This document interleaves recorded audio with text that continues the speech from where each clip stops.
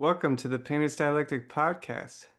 So, today's group meeting, I invited my friend Kenny Jordan to have an artist talk about his new pieces. Enjoy it.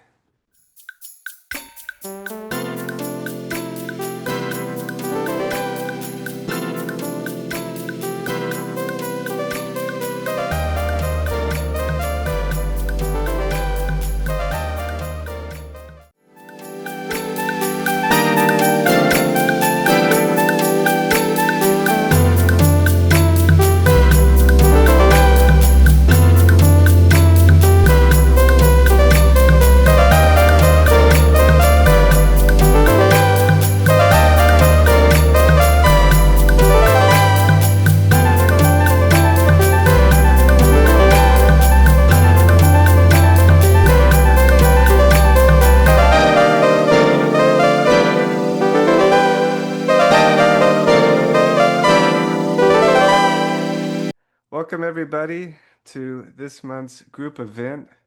We have Kenny Jordan here from Pensacola, Florida, my longtime art buddy. And Kenny's got an exhibition coming up on November 22nd in Pensacola, and he was making some really cool work. So I asked him to share it with the group, and yeah, so I'll let you take over, Kenny. Thanks, Josh.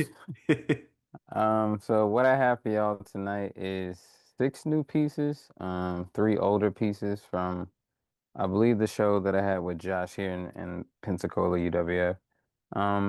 It's a gallery that I started like working with in terms of just like getting into community work, and I'm supposed to get with them and end up like teaching with them.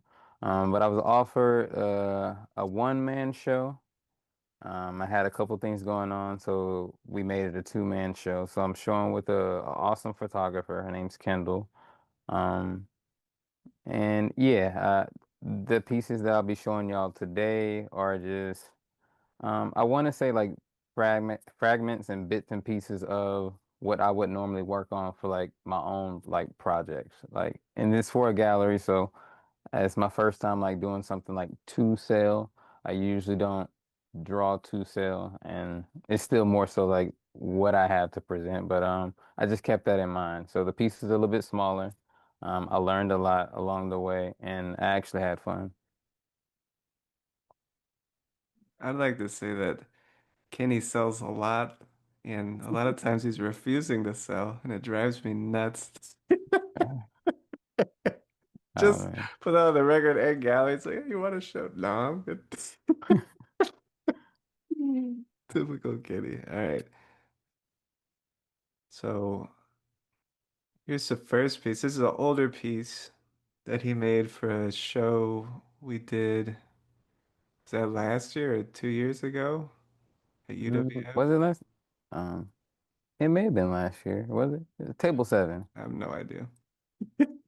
Yeah. This is like a turning point when I start introducing like new things, and probably my last time going like really, really big. But I know like before, I think Josh came back to visit, and all of our talks were about community. So like the first thing I wanted to do is bring everyone back that I kind of like came up in like the art school like with. And so yeah, it was our alumni. They needed alumni. So they brought us all back. And this piece right here is I dreamt of. I think I spoke about this once before, but that's it was like 2 years ago because Haven's three now. The little one in the picture, he Mm. was just born. He's three now. That's my brother.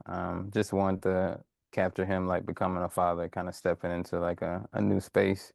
And I know a lot of times like through the family, like it usually be like one or two like elders or like women or in the family that would have dreams of fish. So, and that would mean that someone's pregnant. And sure enough, like my mom had dreams and multiple dreams. So we ended up, my brother had his son, and we had two other cousins that had children. So they was on the money.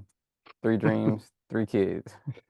All right, so I want to get everyone caught up because this is an unusual medium. This is Crayola crayon. right? Let's tell people what this is first. Like this is just Crayola crayons on Yupo paper, right? And this is a technique that Kinney's developed himself over like a decade now, probably.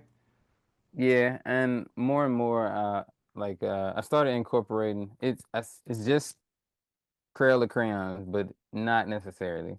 Like I usually have a grease pencil, a China marker, a Hmm. white one, and it started with just like white, red, black, and yellow. And a lot of times, like it allowed me to like to build up. So these pieces start to feel more like paintings per se. Being able to layer these colors and the wax having like subtleties as far as the densities of them. So, and the translucency of like some of the pigments and when mm, they use three different types of wax in the Crayola crayon. So, and I like it. Um, Other than that, it also developed between like coming on like newsprint. You'll see later on. I go back to newsprint. I feel comfortable. I don't feel pressured there. It's where I started. Moved on to like a archival paper. And then what you see now in front of you is actually on Yupo paper. It's a watercolor paper, very slick. Um, you can kind of scratch the top off, has like a small film. But like it just it it it was something where I was pushed and geared towards to make certain decisions, and like really worked. I really had to work to get a certain like outcome. But like painting, like wiping it away, I can scrape it away like pretty easy with like a knife. I always like having like a sharp tool to like do like subtractive like method. So for me, it feels like painting, but I get to do all the drawing. So it's a perfect thing to kind of like explore. And so when I found that joy in just that process, for me that was it. I knew I was kind of explore this space. Hmm. And also, these drawings are bigger than you'd expect when you see them in person. They're pretty large. How big is this one? This one is 24 by 37. By 37. Okay. That's the actual drawing. The frame's 34 by 47. Okay. What do you think for Till what's that, like a meter? I don't know. Got your metric for till? Oh well. Yeah. So okay, so this is based on a dream, and Mhm. within your family, they have dreams about when someone's going to have a child, usually through the symbol of the fish, and you have this kind of flood, right? Very Gulf Right. Coast, the house is flooding, but there's also water on the ceiling, Mhm. and he's walking through this frame. It's very kind of Renaissance-y, spiritual, very symmetrical, um, kind of iconic, and I like how you kind of broke up the edge with that picture over there in the little red stripe. Um, so this is the only one that's a dream scene. Right. Okay. I usually, anytime I do these shows, I like, well, when I'm doing the ones for myself, Hmm. I like to have one where I just make up things and compile. One that is like I'm capturing like a specific like moment, and then other ones where like I will put a scene together, but it's not like coming out of a dream of some sort. Hmm. I think I was probably talking to you a lot at that point in time, and just kind of like went forward on a bigger scale about like pulling these images or like kind of like just drawing from your dream and making these compositions like putting them down first before like moving forward. So I yeah, think all of them use a kind of dreamlike symbolic language. yeah. Yeah, dream, kind of like dream associations. I really like the details in your drawings, or like these magnets on the fridge, or even the surface of the fridge down there. Mm. Um, I don't know. I Uh, really, and they contribute to the character. of the person.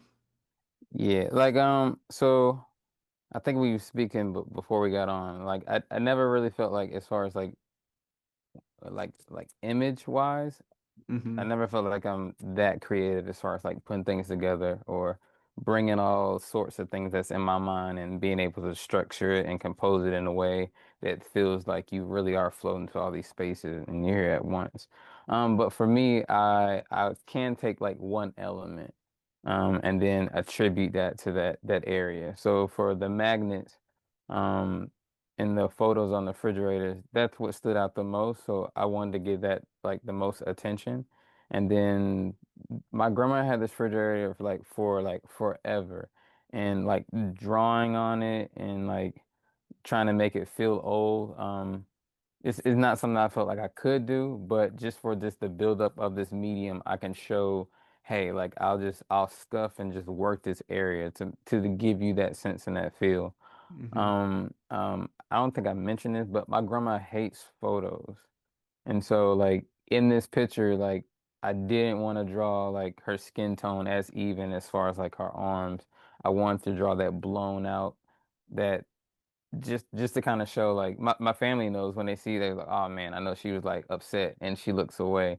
But it's certain little things that I'm able to like point out and tell, so like why I did like such and such. But yeah.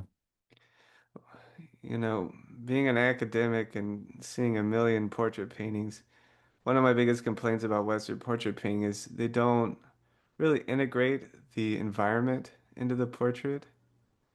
Mm, And that's something that you do very well is they're they're part of a place rather than just an object floating in space. You know, like I feel like that's gotcha. very Western. Just cut them out. The background doesn't matter. Just slap it on. But they're always very integrated. And she kind of feels cut out like one of the photos on the fridge. Yeah. You It's get what I mean? I do feel that like sometimes I'll like I initially didn't want her to like feel that way, but then at the sense I know my family is like looking at her as like, hey, this is like the only image that we have like of grandma. So I do want to kind of keep her iconic. So I did like keep her in this like the center. And then Mm. like I had a choice to really do that bold outline, kind of like you're saying, or like leave it. And like it's something that kind of felt right. It was to give her like a bold outline and then make her kind of fade in the other area just to kind of Mm. like do the same, but I feel like it worked. And Kenny also, you can see this uh, drawing is cropped in a in an organic way, right? This is something that our teacher Greg would do, and I think it just adds a lot of energy and spontaneity to the drawing rather than a static square. It also the edge becomes a part of it. I mean, how do you feel about doing that?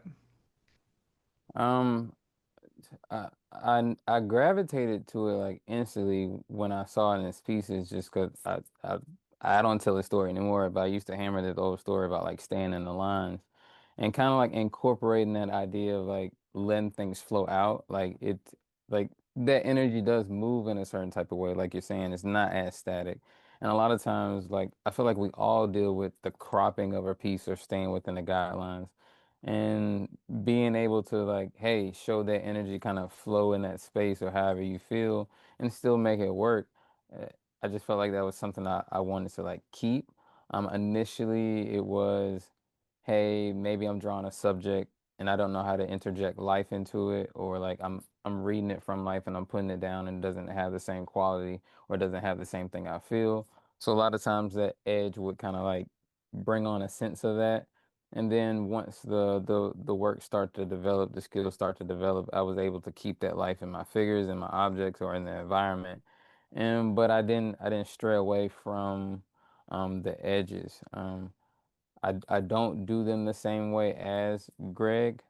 Um, and each one like I do develop my own meaning behind like my edge. So it was kind of cool. We actually had that conversation with him this past month, just about like certain edges and why he does what. And then I tell him why I do it. And he was like, I didn't think of that. And I was like, yeah, I know what you thought of because he drills it. He says like subtle things to us throughout the year. So it was kind of cool to pick up on it and then not fight like I guess what artists would steal or use that, but be able to actually like hone it and do it in my own way. So Mm-hmm. yeah. Oh. This is my wife's grandmother. This happened like right before she passed. I hate intricate, like little tedious, meticulous little things. So this piece was like really about that. When I spoke to her, she would always like slow us down, and we would always laugh. She was very sweet, very stern. She could be mean to them, but I always enjoyed like her company and her time. So like something that would kind of like get on my nerves as far as like these little squares or whatever and her blouse. For me that's what this piece was. That's what she made me feel. She made me breathe. She felt sweet. So this is what I want to like do for her and for my wife. The crop is a little weird. This is a is a last minute piece to get framed, so I didn't get a chance to float this as I wanted to. But this is how big is this? This is 34 by 19. Yeah. And yeah, Renard and Phoenix, my academic guys, check out this glass bowl on the counter. My God, it's so good. That's crayon. Uh, dang. And the shirt. And I also like compositionally how you threw a bit of that green and the candy colors into the background there. That brought a lot of balance. Let's see. All That's right. what I'm Now to the new, thank this is the brand new stuff. Yeah, so this is like so maybe like in the first one, like in one of the you saw my grandmother and she had Hmm. like the frying pan um and so all every time we met, like just a house full of like well, I have 8 uncles and aunts, and then all the kids. We're all meeting in this one small. Is it one, two? It was a 2 bedroom house, and then they added on another room, so it ended up being a 3 bedroom house. But we're all there, and it was either over what we caught, what they grew in the garden, or what my uncle like would kind of like grow in his garden. And my uncle would bring. He was one of the watermelon guys with the truck, so he would have the water like truck full of watermelons in the back on the trailer. And then so it just these things are just kind of like what hit kind of close to home, like for me. And um, to be blunt and just honest, I can like stop it there as far as in they just like I draw these things because they mean that I cherish them. Behind it is my great grandmother's plate. She left us all like these sayings. And like she left my brother and myself like this. It's like it's a saucer with a prayer on it, and so I have that in between, above the plate that me and my wife like shared. Like we kind of like brought had a plate that we picked out and whatever whatnot, and we hang that on the wall. We hang our grandmother's above that one, and then I have her grandmother on the right and my grandmother on the left. So I know like in the first piece you seen with that the red sliver, that frame that's over the watermelon on this one is my grandmother's piece. So I'm just kind of like rearranging this room and Mm. just trying to tell and show things about how like they're all connected. And so I know like as being a black man, the watermelon can like lead elsewhere and all these other topics. But I just want to show the watermelon and my tool per se just in this space. And like for me, it's sacred, but it's also like a place where when I open my home, like it's my living room table. So this is what you're gonna see if I invite you in my home. Um, Hang it Go looks ahead. like Pam has a question. I can't see everyone when I'm sharing, so if you have a question, just unmute and speak up. Go ahead, Pam. Hi, Kenneth. Uh, Hey. is this a watercolor or a drawing? What materials did you use? So everything here is crayon on UFO paper, Okay. and it's a drawing. It is so Um, beautiful, so beautifully handled. I would never know. Thank I you. mean, it looks like a watercolor. It's gorgeous. I appreciate that. Crayola Um, crayons. Crayola Gorgeous. crayons. Yeah, when you see them in person, it looks like paint, like a yeah, really it matte paint. looks They're different in built person. up and waxy, like an encaustic, you know? But okay, but I think you're doing a new technique. Did you Yes. print the text with a screen? Yeah. Yes. So each year I try to add something new. Um, in between the last show and this one right here, I did this really large piece for a commission, and I screen printed like some of the memories, some of the important memories, because I want them black and white, and I want to be seen as a memory inside the piece. So and I do like shirts and whatever or whatnot like for myself. So being able to kind of like and incorporate that into this process is something that I just want to like go for. And it like it was a no-brainer because like drawing those small little letters on this would have been like a pain, like Yeah. it just would have been crazy, or like you don't have like the small brushes, or like drawing like in layers of wax can be a little bit like an ordeal. No, this would be Um, very hip at the in a university. If you're doing an MFA, like, oh, here we go. that'd be kind of crazy. But it kind of stuck. It stuck with me to kind of like pursue it in this way when I started doing shirts in between. Like I just finished the show and I kind of just wanted to relax, like just like Mhm. debrief.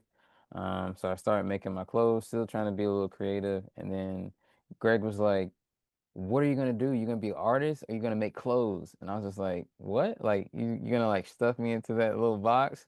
He's like, "Yeah, you're gonna screen print, or you're gonna do art." And I didn't tell him, but like at that moment, I was like, "I'm gonna do both." Like what the fuck? So like, and now this it kind of develops into this process where like I have a bunch of ideas to do like more things, but right now I'm starting to see like playing with the applications, like what work, what doesn't work, does it layer over like the wax well, the curing time. So in these pieces, I'm still like playing on like finished pieces, like so finding out new things. Really, I think this is one of my favorites. What's the prayer say, by the way? I can get it for you in a second. It's in another piece, so I'll bring it up. Okay. Yeah, this one has the screen printing too, and I could not understand what it was when you texted it to me. But you can see Um, the images in the frame and the text on the plate. These are screen printed, and then he drew with everything else with crayon. yes, the one on the right is a Japanese movie. Man, I'm mad like I'm on the spot and drawing this blank. But this it's a dude, it's kind of crazy. He's a professor and he has a student, and he's kind of like regains like his like joy of like not necessarily teaching, but like just an important measure that he's kind of like on. And in this one part of the movie, like he communes with like everyone and like shares like this watermelon, and it was like my favorite like part. Like I loved it. At that moment, um that movie came to me. I initially told the galley director what I was doing, and he was like, "Well, you know about the watermelon stories, right?" And then for me, it was like I don't really approach the watermelon and like Black history that way. It was just I never thought to feel shame of eating it a certain way in public, and so for me, like I want to put that in there because it was like an awesome part of the movie. On the left side, that's a watermelon patch, like a field. It's kind of overgrown, and the watermelons are ready to pick. I like this piece here because I cut it in a way that most wouldn't cut. It feels kind of structural to me, like abstract, but like very like am I saying the right word? Structural, like when you build something. Yeah. Yeah. So it just stood out to me. I love the cut of the watermelon, so I just chose to draw it. You'll see the knife in this piece and in the last piece. I realized that in a lot of these pieces, the knife was it just starting to more and more become like one of my symbols. Um, I would use a knife for the longest and like not sharpen it. And so it's just like learning how to like use a knife and be precise with things. And not in this set, but in another set, like my uncle was like fish heavily. So like the fillet knife, that's important, as long as like this knife is what I use to like cut like a fruit. So I just kind of want to put that in there and put it in a way where like, can I put this knife in this piece and it doesn't feel threatening, yet it's pointing at you, almost like like it's almost like you like what is your perception of like cutting in and sharing your slice? This one's Uh, really weird. Yeah, this one really weird. I'm sorry, this photo is not the finished photo. The shadow wasn't done. But I needed to like give like a reference image, and that's what I had at the time. This is a moon and star watermelon. Um, I guess, in the South, you just wouldn't know it. Some aren't aware of it. But the moon's the yellow part, and they have all these little yellow pieces, and it's like they call them the stars. Um, the the flash is on this one, and so like I wanted to keep those little spots, but it's a pretty dark watermelon. So like the edges of it gets that real like dark and kind of like blue purplish. Um, I, I like putting things like on the wooden board and just kind of like being in that kitchen space. I haven't seen too many paintings or drawings of a watermelon uncut, like a whole watermelon. So I just wanted to do something a little different. I think as a fruit, you know, it's a community fruit, and these are community drawings, and I think also there's like an interesting play with the knife aspect with you're kind of dissecting this and also the racial stuff you talked about too, the knife. I think Mhm. it's I think you feel both that kind of like this is very homey and communal, but there's also that awareness, the knife. I think it's a fun, I really like these a lot. Thanks. Okay. And these are poisonous, right? These trumpet flowers. Yep, the yellow trumpets, they're Yeah. poison. So this was I was initially wanting to do like foliage and a garden and probably my grandmother's garden. And it ended up turning into like a commission or like, are you working on something like that? I want that. And then it kind of like it ended up turning into a commission.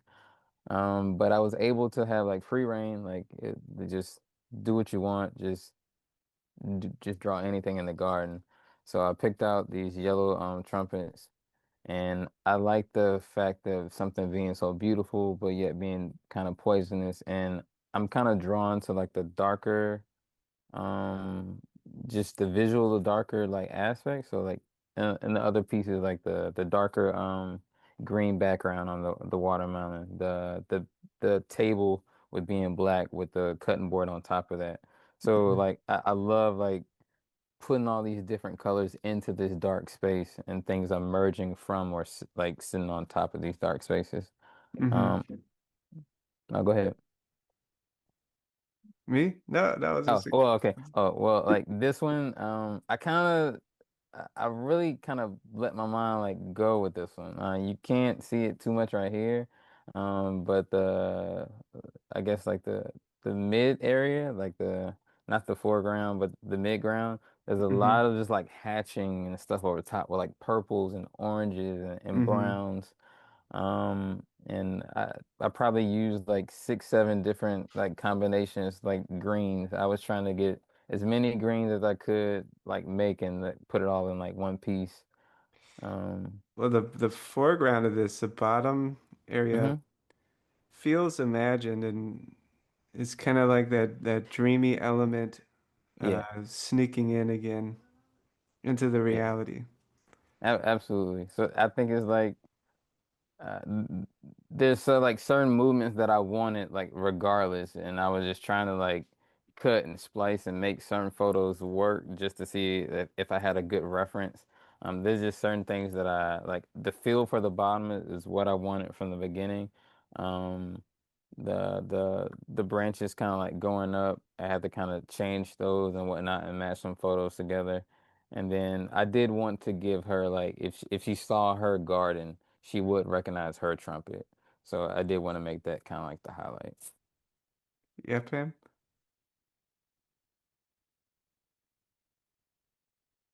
Mute. Do you do several drawings or one drawing? I mean, how do you do pencil drawings first? Um, Again, let me we're gonna we're gonna show some of his process at the end. I have his sketches and stuff. Do you want me to skip to that? I can you Okay. can. yeah, I can Yeah, if skip you to I it. can. Let's go down oh, too far. Okay, here we go. Oh look, So perfect. yeah, so like again, like I'll work on newsprint first, like and I just do newsprint because I don't think. I just I just kind of go whatever I like. I'll go. I'll block it out. I'll frame it. I'll do whatever. I want to see the looseness of my hand. I want to see how well do I even capture that shape. Like how well do I do it before I kind of get like particular. When the real drawing starts, I collect all my images that I like. Um, More and more, I'm starting to use kind of technology more because it's easier. Like I can kind of mash them up and then put a grid on my iPad, and then I can kind of like like blow it up to size after I make my grid on my paper, and then I go between like drawn in squares. But if my hand like starts moving, I don't stop it. So if you was to see the real piece, the drawings that you see like my layouts like this, some of this drawing is showing through that crayon. Like it's not all gone. You may even see registered marks. You may see the dots. You may see the lines if I don't like erase it all. Sometimes I will erase a lot of information. Sometimes I won't. So a lot of studies, Kenny does digital studies where he Yeah, might take a picture of the drawing and then add photographic elements to it to kind of see if that's the direction he wants to go. yeah. He'll just do abstract ones where he's looking at the textures the crayons make, if that's the right texture for the object. So he does a lot of studies. Let's go. Okay. So I think we're good on that one. Notice the leaf sticking out. That's kind of fun. All right. And then you got the birds. And this was a little confusing to me, Yeah. the color dashes at the top. Yeah, the color, so I'm just trying to find a way to like make this kind of work, but I wasn't gonna take it out. Um, the color, like what you see at the top, that's all the colors that I used in this piece. And so instead of having a palette on the side where I mark and check and go over, I'll just do it at the top.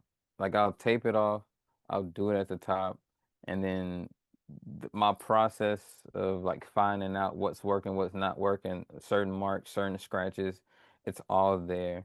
And these birds kind of deal with some of them deal with like a departure, like a life and death type of thing. And so the breaking of life is the meaning of the white spaces in between. I initially thought to write something on the top. Um, uh, the short poems that I had in mind kind of turned to like longer writings, and then they grew even more to like I'm working on a project with a good friend of mine who writes, and like he'll just send me like if he sees my work, he'll just send me writings of it. And he sent me some beautiful stuff, and they was really long, so I thought I would put those in like instead and just okay, like I drew it, like other people are getting inspiration and writing from it. I'll actually love that element that someone's like writing, like accompanying like my work. I Hmm. just thought that was sweet. So, Well, why don't you? So these birds have a poem matched with them. So why don't you read that one now? so this one is Eastern Blue Psalm, rest and preparation for the uncharted, where the winds carry you beyond the path. The subtle melodies provides protection for what's to come and unchange you from the past.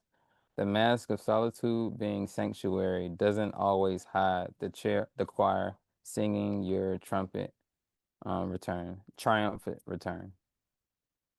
Okay. Um, and so like this kind of started from this was meant to like I say these things are like pieces of what I would actually do. So I just drew my wife's grandmother, and in my mind I kind of want to draw her grandfather. I haven't I've been drawing most of the women in our families, but I haven't drew the men in our families, and that's in my mind. But also going down to visit him before he's passing, we would always see these bluebirds on the power lines and on the fences. This fence kind of brings me back to that time or that space where like when I was little and you saw like a lot of these fences with like the nice designs or dogs and stuff on top. And then just kind of passing through this gate and catching one or two bluebirds on this gate kind of meant a lot. So being able to put something like this together, um, it just meant like a sign of passage for me. Yeah, just drawing wise, I really love the perspective on this fence. It's very satisfying. Okay, let's see. You got the Oriole. Yeah. It's actually I know there's a lot of orange, but I it's it's actually like a a red wing like blackbird. Is it And red-winged blackbird? Where's yeah, the red actually stripe on the wing? I know, but like It's an Oriole. that's no, It's a red-winged blackbird. honestly it is. All Um right. but this one right here it was I would kind of like play like I would play video games from time to time and not kind of know how to like incorporate it. So I'm always trying to tell different parts of my life.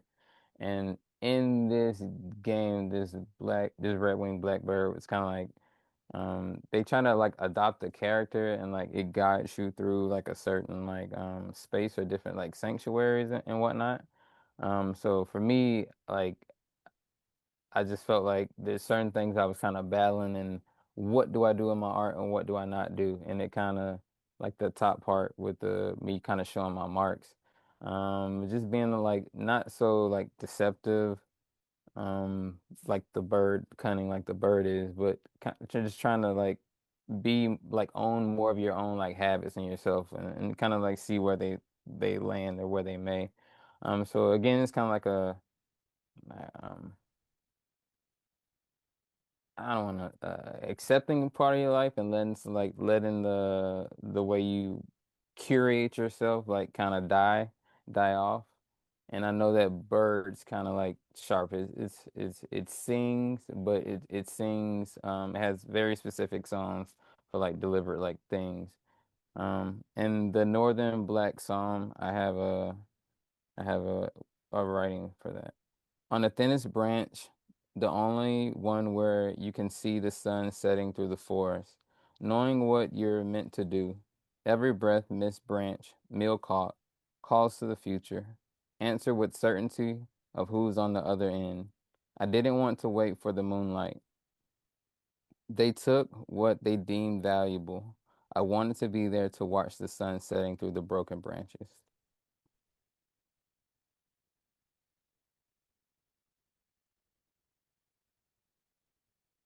And this last bird, this is kind of like I didn't want to break it because this when I see the cardinal, I think of my brother and I think of my nephew. So this is a juvenile cardinal. I think it's a juvenile northern cardinal. So and I like this bird because it has so many different colors initially before it like turns that like deep red. So I thought that lended to like the crayons like perfectly. In that same game, like my brother started playing with me like a year or so ago, and like thinking of my little one, like my nephew would jump on the game with him sometimes, just to not play, but you can kind of hear him through the headset. So it was kind of cool. And then one moment we was like doing a certain part of the game, and it had like a charm. And it's an arrow charm, like a range charm. So just kind of helping him like be more ranged and then guiding him and like having some precision. And I think it's called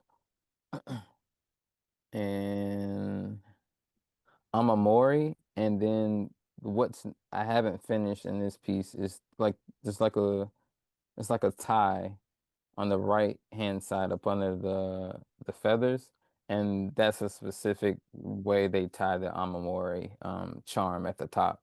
So the charm at the bottom is kind of small and you can't see that tie, so I thought to kind of tie it in again and bring it in like kind of with like the fences.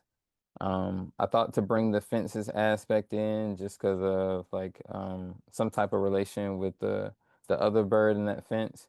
And then a lot of times this is a common thing. You'll see birds kind of like sit on the fence or like go through fences. So I also just wanted to do something like just natural and like normal. But yeah, I really just had fun with this piece. And now we're at, yeah, the studies. You have Yeah. anything else you want to say on the studies?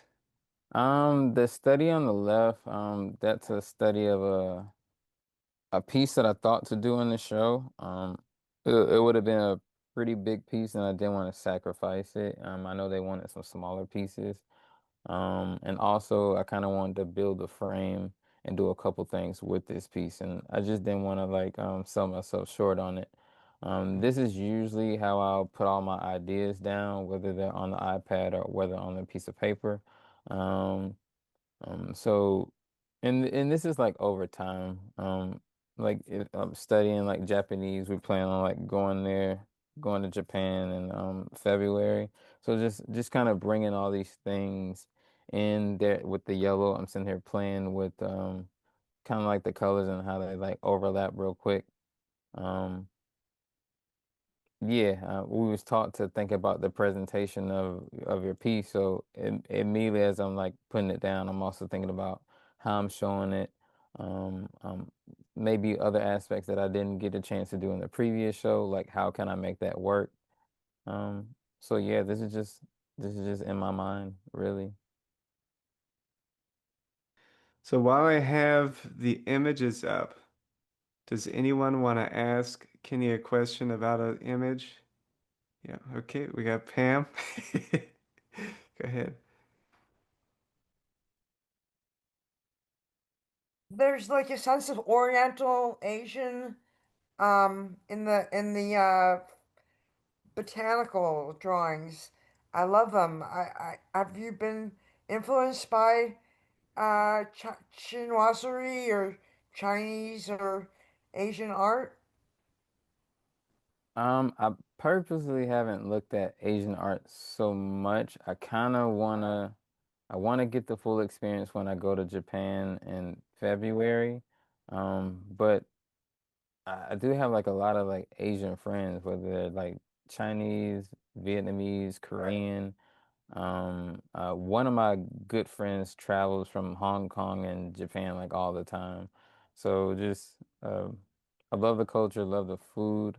But as far as the art go, I'm more in tune with more the philosophy, not necessarily the art.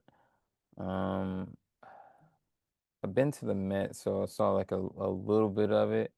Um, I love like how they tell their history and like you just it feels very like narrative how they do make their work. I don't think I can do that. I can't really wrap my mind around it, like how flat and how beautiful, but like how much like you get out of it. Um, but yeah, to shorten it up, it is part of an influence. Where do you hail from? Where are you from? I'm from Pensacola, Florida. Oh, Yeah, Yeah, and that area has a large, from Pensacola all the way to Texas, there's a pretty big Vietnamese population. yeah, Yeah, so that's probably the primary, maybe some Thai yeah. people as well. I But mean, the big one's Vietnamese. you go to New Orleans and you Yeah, can just go to Vietnamese huge East. in New Yeah, Orleans. yeah. Yeah, But yeah, great, the best fusion food, Caribbean love it. Vietnamese. Oh Awesome. my God. All right, right. all right, we got Ron here. Got everybody. Uh, I really like this body of work. I really like the last show you did at UWF. I feel like your artistic voice has now kind of solidified and matured. It's something that's very you, and it matches your personality. You can see like these dream elements fusing with reality, and everything's dealing with things that you relate to directly in your life, except for the Asian elements. They're just kind of out of nowhere. But like chain link fences, fridge magnets, watermelons, the local birds. You do a lot of fish too, the local fish.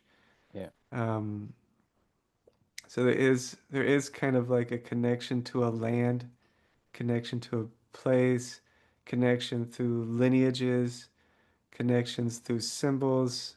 You're a lot about relationships. Even the show we did at UWF, which was your idea, your curation, was about relationships. hmm, And I think you think about painting and drawing as a relational tool or a tool of navigating life in a more expanded way. Maybe you yeah. could speak on that. Yeah. So art in itself, I kind of see it as just a way of like speaking or like in place of. So if I'm not able to say something, you kind of like I can get what you're saying or get what you were trying to get across like through your art.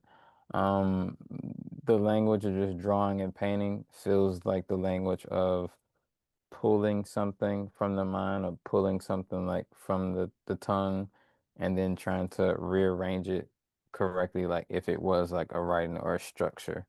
Um, and sometimes you may need to erase or put something over top or like an emotion feels bright, something feels heavy. Like I kind of just employ all these things like at once, and drawing and painting seem to do it for me.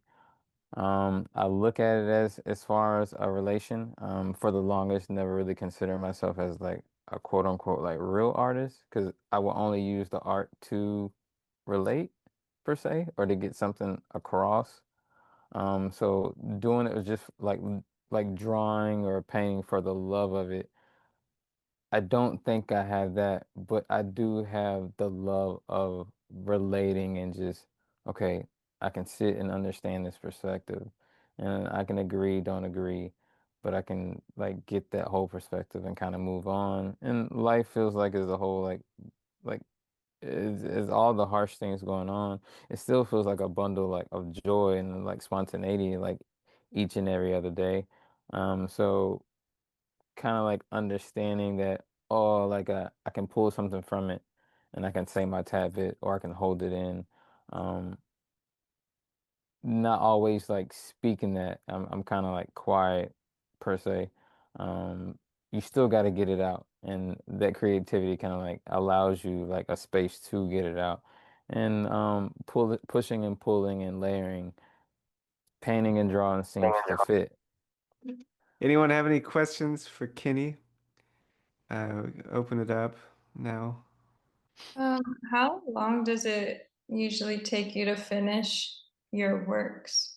in general? I know some are big and some are, different sizes. Uh,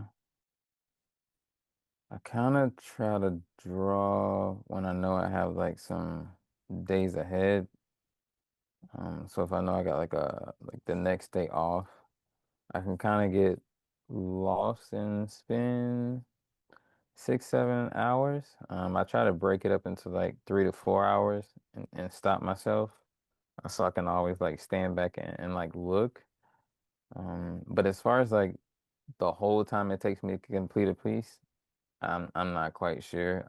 I probably can like add up all like the background like seasons of like TV shows and add them up that way or like albums that I listen to. But the pieces usually a lot of these pieces have been like swimming in my head. Well, not pieces, relationships and how to speak on them have been swimming in my head for like years. So I guess when I start drawing, I can do a section in like 4 hours or do a section in like 8 hours. And then that next section may take a day or two just because I'm trying to weave it together.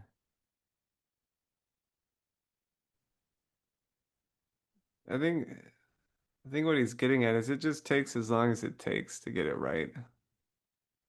That could be a week, right? Just a quick piece, but I've seen you work on pieces for months. I think Yeah, your brother took a while. Or just to yeah, plan some of the bigger compositions with the figures and stuff could take a couple months.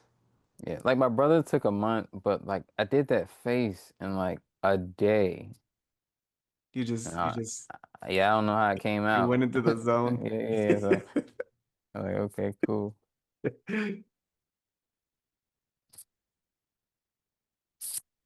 Yeah, just go ahead, Ron. So you really plot out your works in different pieces, like with the different themes with each in each piece, and then tie them all together into one theme. Effectively, it's that's the impression that I got. Am I right in saying that? Somewhat. I usually kind of take like one relationship and then try to simplify it. And then whatever image I'm left with, I try to like develop a composition around that and I reintroduce like the space that it sits in. So I'm always thinking like person, place, or thing. And if it has like a person, place, or thing, or like the subject, like to me, it just has to be like an environment around whatever I'm speaking of and how they relate, whether it's the knife is in there, whether I'm talking about the watermelon or I'm talking about the relationship. And for me, that's how it's cut. And then where does it sit?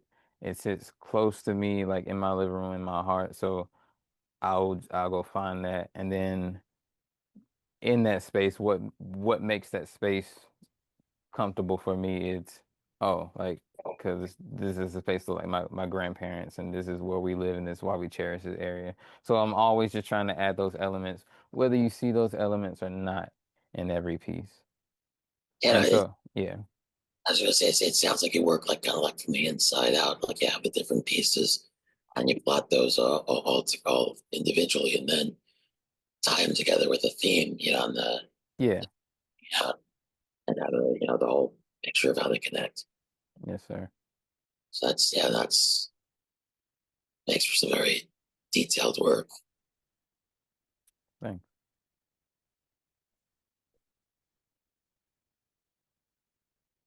With your like from the training that you've had, and then also like the style that you now have, was it hard bridging that gap for you? Um, no, I feel like I kind of always had this style. Explain the training that you had. It's Okay, got you. because So she's doing academic training. Explain what you oh, did. okay, gotcha. I can Yeah. explain it better now. So I started off in architectural and mechanical drafting. So I think to draft whatever I'm doing like first. So when I went to I left there, then went into like another program where it was just like free flowing like everything at PJC. It wasn't a whole lot of like structure. And then when I got to UWF, um, I was kind of like thrusted into like advanced painting, and that's where I met Josh. And again, I was just, like showing references of like Alphonse like Muka and stuff like that. But I was heavily into like sculpture. So in my mind, like like I feel like I grab pieces of like the academic like side of it, but I never go too far in it because I feel like I'm learning how someone else speaks. But I do grasp like what are we paying attention to, what we're attributing to. So I never felt like I was like I lost my way any because I never like fully like dove in. But I would pick up a small tool like along the way. So watching Josh when he would get close to like doing barks and stuff like that. I may like dabble a little bit to understand, okay, this is what I gotta hone in on. And like throughout the years, I'll just make sure to incorporate that in the beginning of my pieces or somehow through it. I won't fully like go into that. Just always worried about losing the voice that I'm so desperately trying to like have at the moment. So yeah, I never really like broke free from uh I'm just not understanding that was a style like some years ago. And our earliest teacher was Greg Saunders, who was not trained. He made his own method, which is very intricate. He was not able to get a lot of art education. And so he invented these really complicated masking and drawing methods. And I think that inspired Kenny to find his own way. Like you can figure Yeah. it out. Because Greg has a high level of realism, high level of technical skill. But yeah, I came back in 2016 or 15 and I taught some academic workshops at UWF. And I just showed you like what they were doing over there, and then Kenny just learned that on his own somehow. It just he just figured it out. Yeah. Yeah. Go ahead. Um, no, it's just interesting. I forget what I was gonna say, but oh, I was just gonna say like seeing the portrait, like like the faces and everything that you do are really good, like technically, but then also like for instance the flower one, so dreamy and like hazy and stuff. So it's interesting to see like a technical type of thing and more of like a interpretive type of style, like blended together a lot and throughout your works. So Got you. To kind of like speak on that, I feel like whatever feels the strongest, I just want to keep that like in order. So if it needs to feel dreamy, then okay, then I may go on the side and learn how to like really draw that form, or what do I need to pay attention to like draw this form? Like, do I understand the structure of it? But also like if I draw it dreamy or how it feels, like I'll just pay attention to what am I doing at that time, and then I'll kind of like look at both, and and for me it goes, well, I'll do this and then I may draw this layer on top, or I may vice versa. So there's a lot of drawing on top, and that's why I guess I hope, in a sense, it doesn't look like coloring. It looks like I'm drawing with these colors because that's what I'm doing. I'm not really shading in areas. Sometimes I'm redrawing this whole structure over. So I think another big influence on the way you use the crayon is Marzia. So she was one of our teachers at UWF. She's Italian, and she was really big on glazing.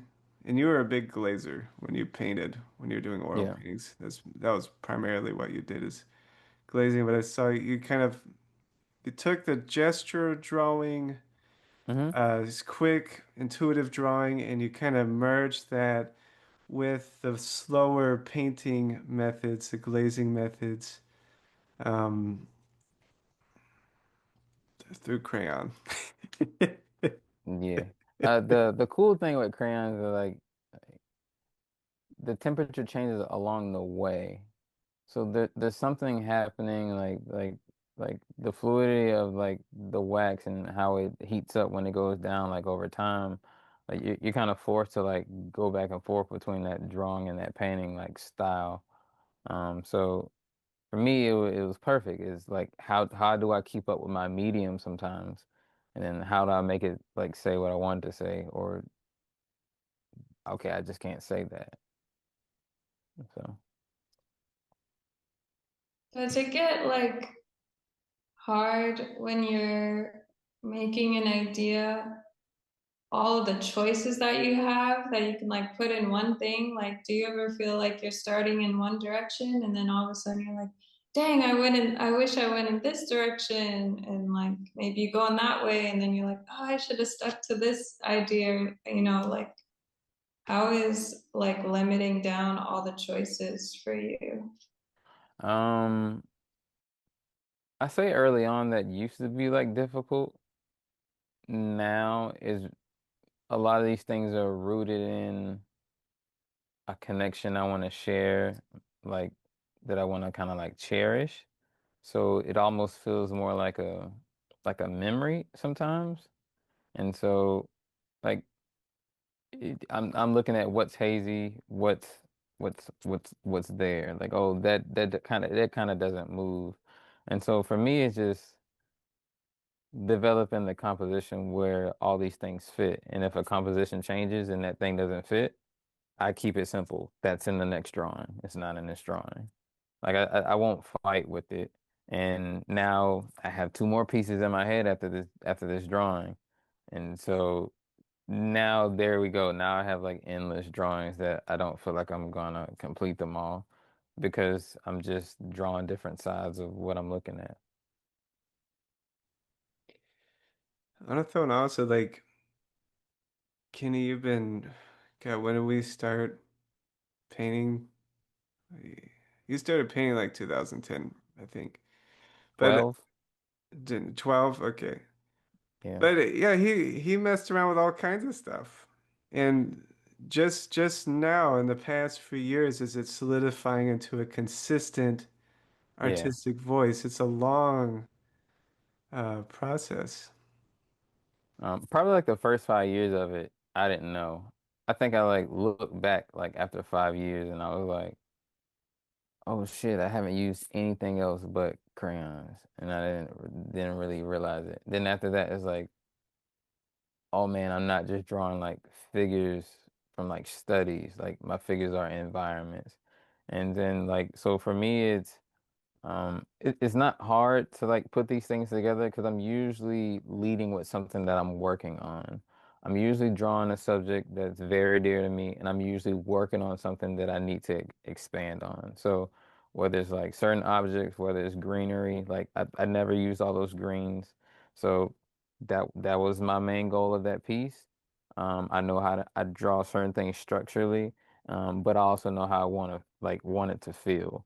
And so I just kind of order these things and whatever comes about, I drew it on that newsprint paper. And then whatever I come from there, I'm just trying to like compositionally like make it work. Um, I got tons of photos and it's probably not what I want to draw initially, but I just kind of like go with it and make sure like stay the course. If I'm working on these things, I don't know if I'm gonna like hit it. I don't know if the drawing's gonna really turn out to be good. I just know that I'm going to work on what I say I'm going to work on. But if you look back over all that body of work, you see these moments where he discovered all these things, all these little tangents that looked, chaotic then. He was discovering all the things that came together to make his style. So it's important to just play and experiment and And you're still integrating the t-shirts you're making, you're now integrating that through screen printing. Like you Right. took that tangent, learned that whole new skill, and now it's an integrated part of your art system. And to the point where like me and Josh was talking like sometime like a couple months ago about him doing a couple pieces and like doing wood.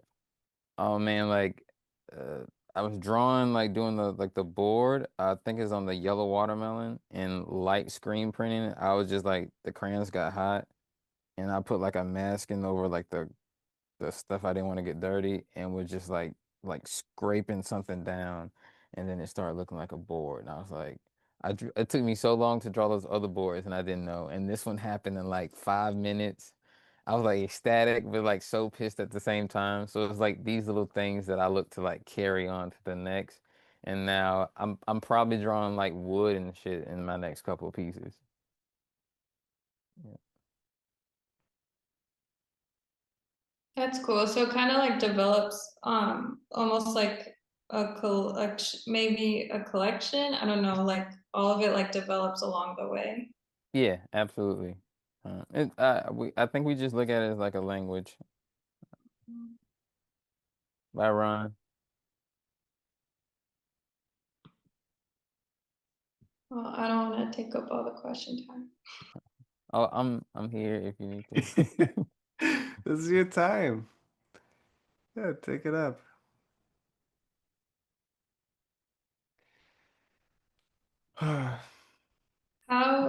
How is it like working with galleries and stuff, that experience?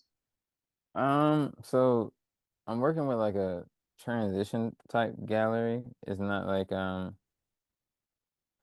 it's this gallery is not representing me, so I have a lot of freedom. At the same time, there's things that you may expect that won't be there because it's like a transition gallery. I feel like the bigger galleries that I'm like talking to, this gallery is in connection with like a bigger one in the New Orleans that I have like collection of pieces or I have a show in mind and they're waiting for me to produce that work. I feel like you do have to have some type of like business like structure, some type of like understanding of what you want to do, where you want to be. Right, I've been talking with Josh and a couple other people from like the museum, just like pricing and whatnot. Um, they have a quotas that they're trying to meet, and you gotta understand to like not like undersell yourself or like what do you have like going on? Is that something you're going for like full force? Do you have a job on the side where, hey, I can sell this at this price and I'm cool, or do I need to sell this at a certain price and I need this amount of time to do the next thing? I also feel like you may need to be at a place where are you willing to make art for the viewer, or are you at a space where I make art for myself and I have enough to show here and to sell here?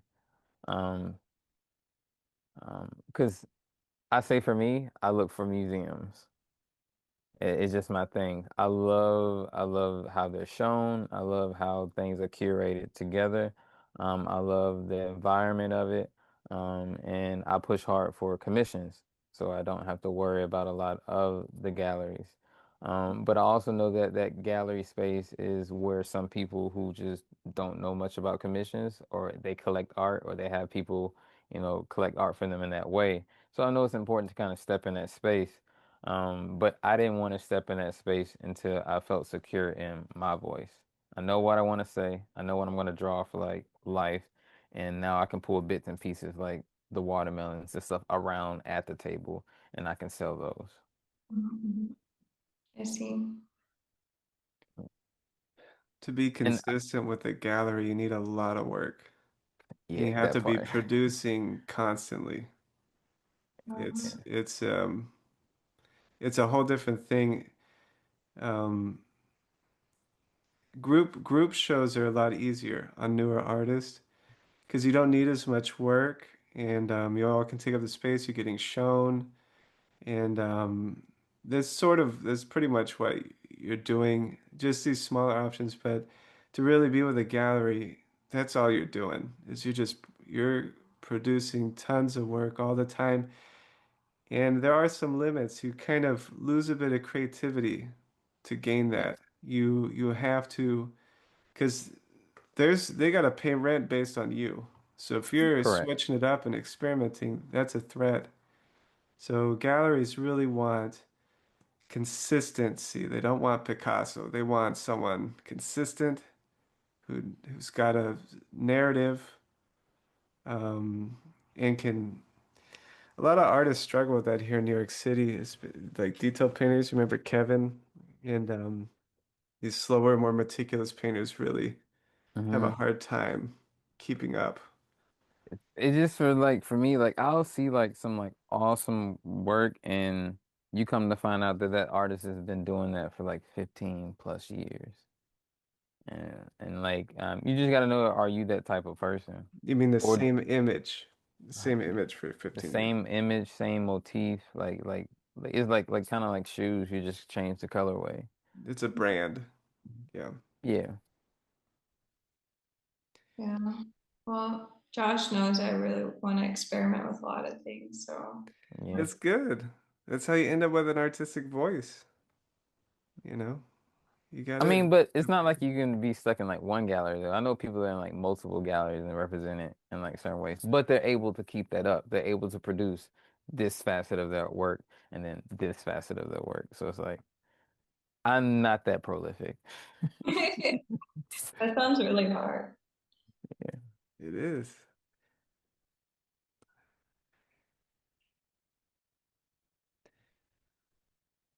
Anyone else?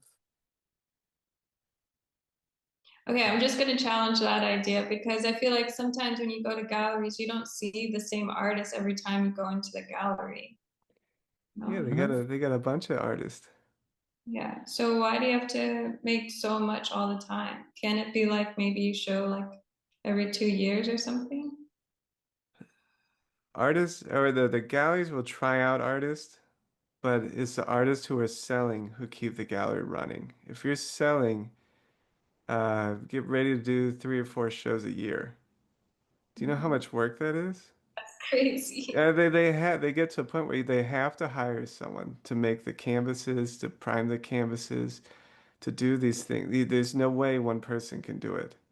And then you may end up having a person paint the base layers of the painting.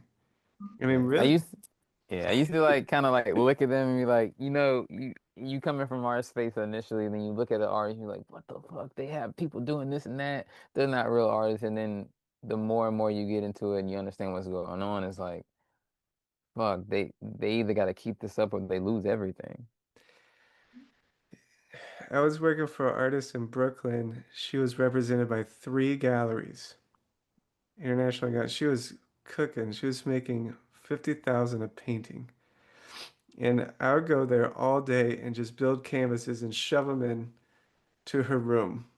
That's it. That's it. And it'd be one day a painting, next day finished painting, next day, and then the art handlers are coming, shadow boxing them and shipping them out. Crazy work. But The it's an evolution. You got to get your voice, you got to get your narrative. You're doing group shows. The artists start to like you, people start to like you, get invited to more and more group shows, and then you finally are producing a lot and you get invited to a smaller emerging gallery, and then one day you got doing 4 international shows a year with 3 different galleries, and It you're turns just a around like that. designer. We just watched like our good friend like Jasmine, and within like this past year, like she no longer has free time within a year. She got on with like Redline, like maybe like 2 residencies. They put her on the board of the Redline's residency. She came here to New Orleans this past year. Um, they scheduled her for like one show, and now she can't handle all of the commissions. Her work has to be like this every day. Like she's pretty much pumping out a painting a week now, like, and she has to keep that up. Wow. It's a lot. And so like you don't realize if whatever your voice was at that time, like unless you know how to implement certain things like along the way, like it's like, oh man, like we know what she was going for. We talked with her. We know what she was kind of like striving for. But it's like, oh no, like after that show, her work kind of got to look like that. Yeah. Mm. Yeah. Yeah. And they take over. They take over your Instagram, your narrative. You have people writing about your work. It You start becoming more and more just a designer. You know what I mean? Rather than the person making it or I don't know. I really like the phase that I think me and Kenny are in because it's like we've done the hard stuff and we can kind of sell privately and do commissions and do a group show and have free time and lay around and not Right. have to You kind of wake have a up life. screaming. You can Yeah, have you a have a life. life. Uh, Yeah, but once it starts going, we've had a few. How's Chino, right? Isn't he in the system now? He's in the system. And like here's the thing, he's in like ceramics. So his work is like crazy, like time sensitive. And he can't hold on to pieces. Like he has to decide, oh, will I let this gallery have it or will I let that gallery have it? They both want it. Now they're bidding on the price. And then the collectors that have bought his stuff, they want to like now say, okay, you're in that gallery. I need another piece from you. Like he's having to deal with that, but the press is coming. He's in every magazine now. Like he's starting to get crazy press, and it's like, yo, like when we was there this past like couple months, he has like one piece on the table, and he's doing like three different presses, and he's just promising pieces. And it's like, what the fuck, you know? And like if you don't get that on like up front, you get that on the back end. That's stressful because you still gotta keep the lights on and then make that work. It's kind of cool too. Like It seeing is. it's cool. He's doing it like we watch him like stress out, but like we also like watch him handle stress like so much like better now. Like he's doing it. He was just in Prospect, the huge like show that comes to New Orleans. So yeah, he's doing it. I've seen a lot of painters, their paintings shrink Mm. and they become more standardized, and it's kind of almost like I got these 10 paintings, let's go through them, phase one, through them, phase two, through them, phase three, gone. Next. Yeah, because it's you got to keep up. But I mean, at the same time, if you have that type of ethic, it's doable. Because, like I'm saying, like by me, like quote unquote, having a life, I'm not doing the other six paintings that come to mind with like the watermelon piece. That's like three out of like what I want to do. So it's not like they're not there to be done. So So you're saying if you're on that level, you'd be painting like 25 different watermelons. Is that what you mean? Like all of the ideas? yeah, I feel like you're gonna have to go through the ideas because once someone sees that piece, they can't have it, they want one, Mhm.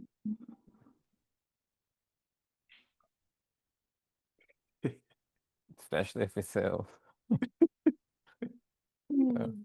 and and so even when I'm like kind of, I'll say this here, like working with this gallery, it's like I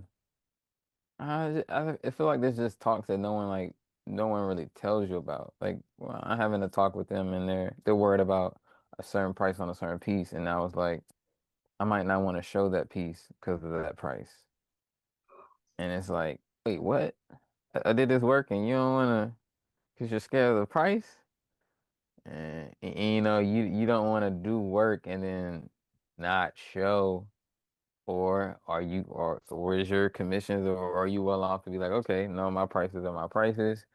I know this is the first time I'm showing in like 7 months, but no, I'm fine. Like, and you don't want to do that because it's also a bad name, like on you.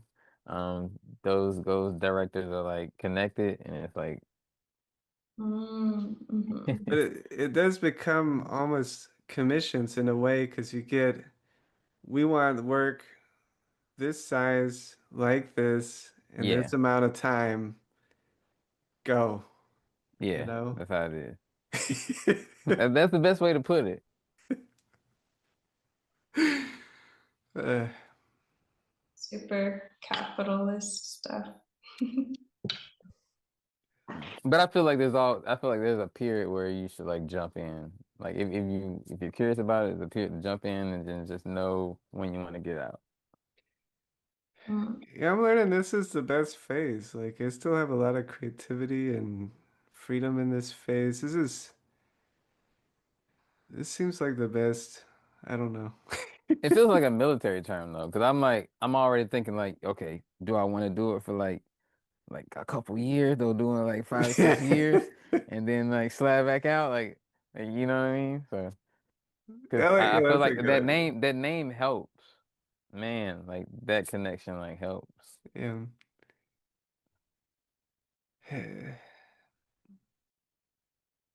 Mhm. I don't know. I get kind of upset because like one of my professors, I think is I consider her the best abstract painter today. I think she's incredible. And she was painting a different style, was represented by a gallery. And once she switched to that, she got dropped. They're like, we don't we don't sell this painting. You know, they dropped her. I think it took her maybe like 7 years to get represented again after that ship. Even though she was winning awards, she's German from Germany. Like, you're a great, you're a German artist. We want you Hmm. to represent us. Even then, she was having trouble getting back in. So I think that's a problem today is I think in the 80s, the art market was so much freer. You could see people change their style and evolve and stuff, and it wasn't a big deal. I mean, I think about this sometimes, like, could a Picasso exist today? This guy who did all these different styles and these different movements? I don't think so. I don't think he'd get represented. I don't think, a Da Vinci or a Vermeer would be represented. They're too slow. The Yeah, that sounds guys, about right. they're Yeah. way too slow. I don't think there's very few. I think maybe like a Frida Kahlo might do well today. Small, kind of edgy paintings. I don't think most of the famous artists we think about could survive today's art market. I don't think they would. Yeah, it's a different market. You have to be careful even just like kind of talking to these galleries. There's one gallery I was talking to like on like Julia Street and they was hot on me for like a year. And the minute I showed them like I had like fish pieces, but they liked in my portraits. And the minute they saw my fish pieces and stuff, I was like, check this out too. Like the lady that ran it, the assistant still cool with me, but the lady that ran the gallery, she just like she doesn't see me like anymore. And I was like, Because damn. you had I a was like, different damn. subject. Yeah, so it was like, okay, cool. Like the assistant was still like when I go to New Orleans, like come over, like shake my hand, we'll talk. But the main lady, she just no longer speaks, and I'm just like, okay, like that was a bad move. Like fuck that one up. This Ah. it pisses me off. Like, everything I'm doing on my Instagram is the wrong thing you should do. You just want to have your set style, the 20 paintings represent you now, and you don't post anything else. You don't do anything about what you think, your life, or, like I want to hear artists talk about stuff, or just like, what are they, I want, everything's so strict.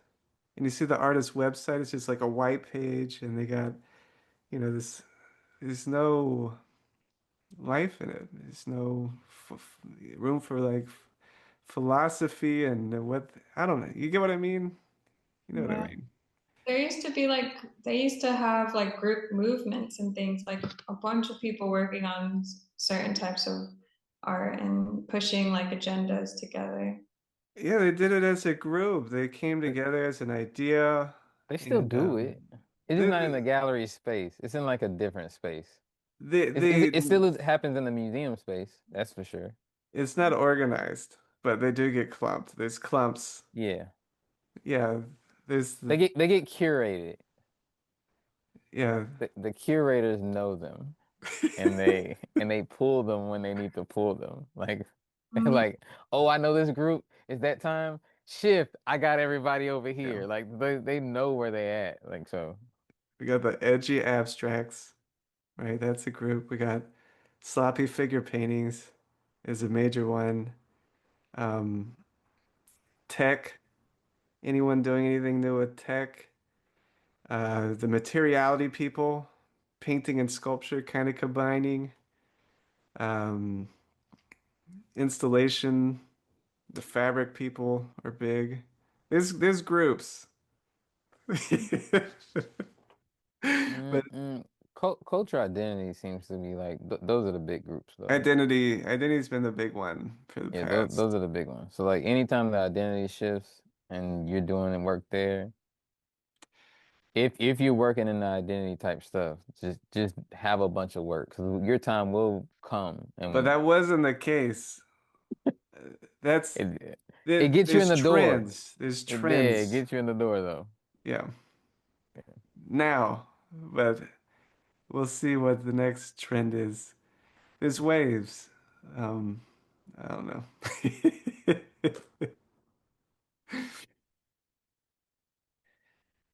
So you kind of gotta wait. If you're not, if you're not of the moment, you kind of gotta wait for that moment. I mean, you just look wherever you want to go. Like if you have something in your mind's eye, what you want to do, where you want to go, just start making those connections. Uh, that's all. Like who's running it, Hmm. who's in that space, where what circle, where are they pulling from, know how far you want to be in, and then how like where you want to be. Like it's all accessible to be honest with you. But each city's art market is different too. Each city's New York is very brutal and sales based almost completely. And then New Orleans is a lot more gregarious, I guess, hanging out, a bit more casual. Europe is more cultural. They're fine, they're okay with slow painters. And it's more about the cultural experience. They have a lot of things in place, like in Germany they have is called Kunstverein, where the community donates money to create a gallery and they invite people to show there. Mm, You that'd see, be it's nice. not like it's not a financial, it's not making money, it's a service, right? They have all these things set up in Europe for that to keep culture alive. And a lot of European countries now are giving artists, it's called a UBI or Universal Basic Income, just to keep culture alive. I Mhm. know my teacher in Finland gets a UBI. Ireland just passed one. But America doesn't do that. What? Yeah, you better find a patron. So have you guys seen artists that like do different mediums or like and then they can be seen, or is that like no, you have to only do the one type of style of painting, you can't do this and you can't do that and like have fun with a whole bunch of things? No, I've seen artists do like different things. So that's why, like if you can keep that up and one gallery like accepts you over here, like, and this is just speaking in gallery terms. It's not speaking in just like shows or like stuff like that. Like just in gallery terms, like I told you, if I just would have kept showing portraits to this lady and developed a body of portraits and then kept my fish for like Stella Gallery, that would have been fine. Same city, like 20 minutes apart. Perfect. You know, like, and then like that's kind of like what you do. So it's not. Yeah, it's doable. My problem is I'm not that prolific and like I'm a little stern with some of the stuff I'm gonna do and I like experimenting. So I'm not gonna stray too far. I do have a voice. I do have things I want to say. Like I'm geared towards that way. That's why I like galleries. That's why I mean not galleries. That's why I like museums. That's why I like commissions because I'm kind of like picking and choosing. And then if there's like I can kind of like straighten up if it's slightly like fitting to a degree.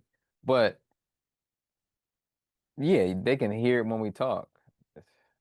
You heard excited how excited I was about this fish and how I wanted to combine the two. She knew that's a no-go. Like I can't do him. And it wasn't until later that I understood that. You can also sell by developing relationship with collectors over a long period of times. That's my strategy. That's my favorite. Is hmm there's people I've been talking to for almost a decade now, and I'll call them and send them my books and stuff, and we talk about art. It's really cool. It's really cool. And if you got a couple of those, then you sell pretty regularly. Yeah, you'd be Like surprised how well that works. Mm.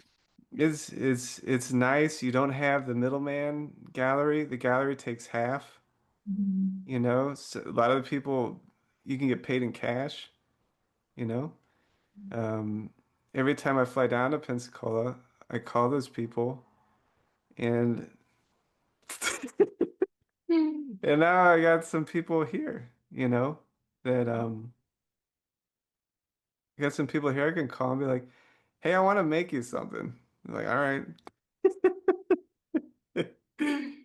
I think that's nice. There's other ways to come at it that can suit your personality and your art practice rather than becoming going into the meat grinder. And Kenny's doing museums, which I think is cool because that keeps the cultural aspect of art alive. Art is the commonwealth of the people. Art is giving back to the community and influencing the community and Yes, and there's ways. Like I've had like commissions like from the museum. Man, like I love that space because you kind of come in contact with some pretty big artists, but you kind of can pick and choose and hang around the ones you kind of like relate with, like a little bit. Um, I don't know. In the New Orleans show, they have like a an auction, and I kind of like gave away like my first few pieces, like in that auction, and didn't take anything from it. And then once they seen like my real work and some of the people like from those auctions like purchased my work. One of my next pieces that went in bid for like a pretty high amount and then you can take that. So it's like once you kind of get in these circles, you really just got to network, to be honest with you. Hate networking, but yeah. I oh, mean, you gotta I do it. hate it. Like Welcome I to suck at it, but like it. it Welcome goes to as far it. as you want it to go. I'll say that. If you're in New York, you gotta be going to shows all the time. I think you do got to go to shows. You gotta go to Like shows. You gotta make friends. You gotta yeah, talk to awkward, yeah. insecure artists. That's true. You're like, God, Sounds miserable. But that's really cool, the museum space. I didn't even think of that because I always just think of museum things as being like older things being shown. So that's interesting thing that's like a whole the New nother. Orleans one, they do really good by integrating the community. Not all of them do that, Yeah, but New Orleans and freaking like Austin and then like Houston. Austin, Texas, Houston, Texas, New Orleans. I don't know too much about San Antonio, but I heard like San Antonio is like awesome. But the communal ties between Austin, Texas and New Orleans is like they're like this. And they're constantly traveling like back and forth. And so for me, it was like once I kind of got in that ring, like these people like, oh, I'll see you next week, right? And like, no, like you will not see me next week. But like they kind of bring you in the fold like that much. And if you have work, I mean, a lot of times you don't realize you being introduced to another collector. The Houston art scene is cool. The people don't. I don't think people realize how nice it is. The Houston art scene. Yeah, I think they have about a wow. hundred galleries there, And they got like and young, it's old, oil it's money and medical money all in one yeah, city. There's collectors there. yeah. Um, I think yeah. I think if you're in the South, like that's the spot.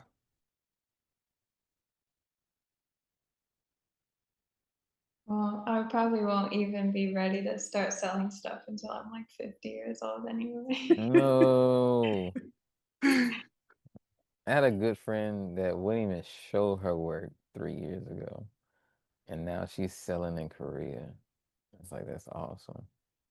When it happens, it just kind of like happens. You just kind of like you feel good and you go for it, and it just becomes another experience. Do you want to upkeep or don't you? Bernard, if you're there and willing to talk, will you give Phoenix some hope? Hold on. Because Bernard's getting attention Yes. already. Cool. Hold on a second. Yeah, give me trying to get in there. How I can you hear me? Yeah. Yeah. Oh, my bad. I'm talking to myself. Yeah, yeah. Hey, yeah, really quickly. Thank you, Kenny, by the way, for sharing your time, and Josh to a lesser extent. Um, Thanks, but Renard. I appreciate it, man. That's why I wasn't saying anything. But yeah, I would just say that I come from the art school background at all. For years, I just created art in the privacy of my own private life. None of my friends, none of my family knew how much I loved art. Um, but so I think that I just have a kind of renegade approach to putting myself out there. I don't care, you know. I'm creating art. I got my academic training through Josh, but since then, I'm just putting it out there, sharing the art, sharing my views, just like Josh was saying. Like, the textbook way to present yourself to the world is to be as artificial and corporate friendly as possible for what I've seen, when you talk about the big galleries and stuff like that. That if a gallery were to reach out to me, of course I would love to, but my biggest goal is to create art that I love. And that's it. And I'm doing that. And I've just recently just put stuff out there on the internet. And a lot of I am into politics. I know it's not everybody's cup of tea. When I say politics, I mean social issues, not necessarily parties and stuff like that.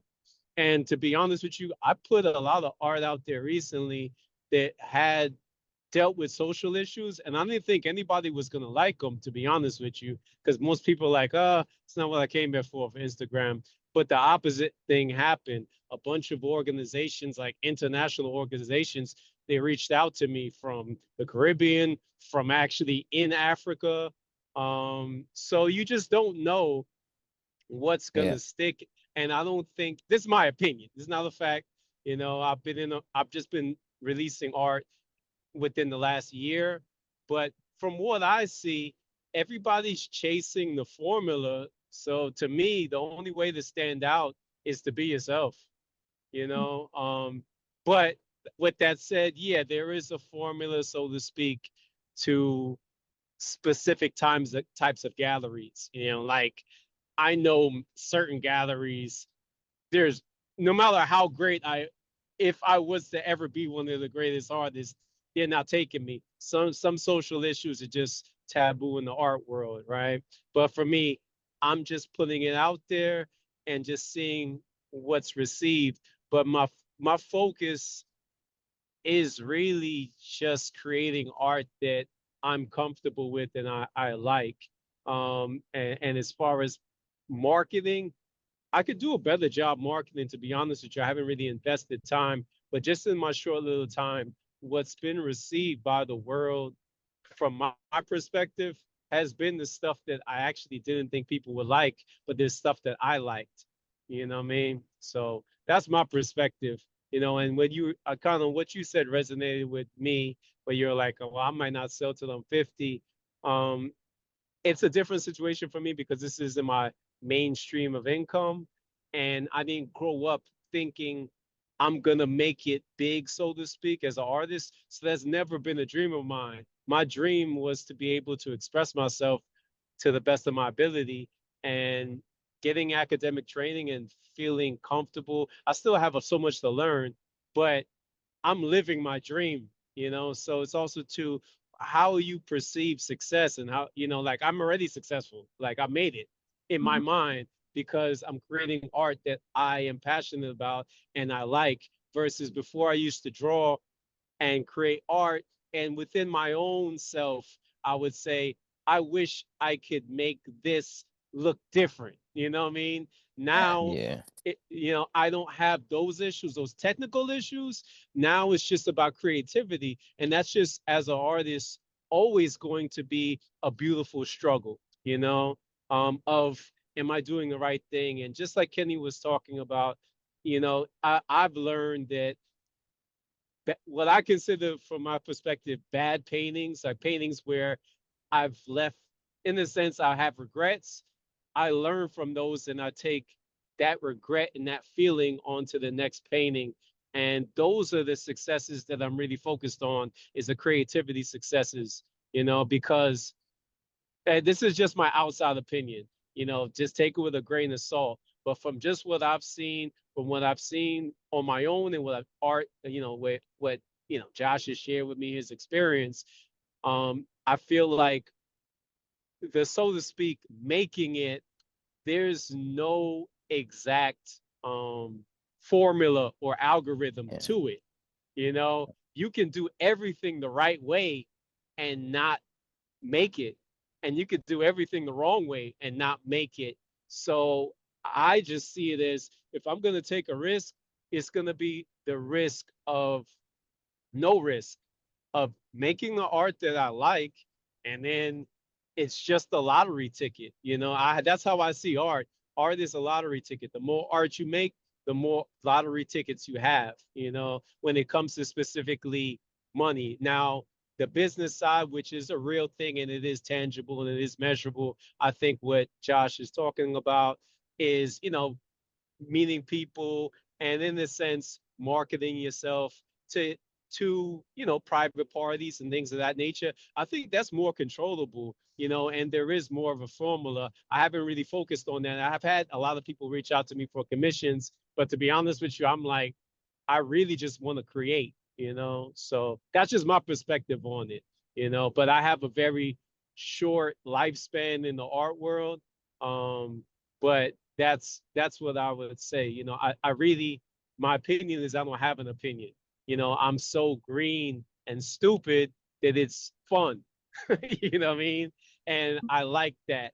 But don't get me wrong, the other side to it is I do want to be kind to myself and not just be an artist that I think is talented and then I'm making no effort on my end for the business. You know what I mean? Like Kenny, you've made effort, you've worked hard in the business, you've had those conversations, you know what I mean? You put yourself out there in awkward positions. Josh has done the same thing. So I just think that all artists should do that. They should still be kind to themselves and put yourself out there within reason.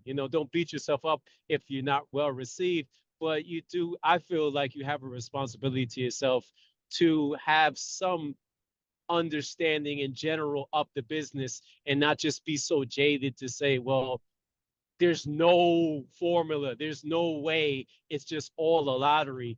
I feel like it's a little bit of both.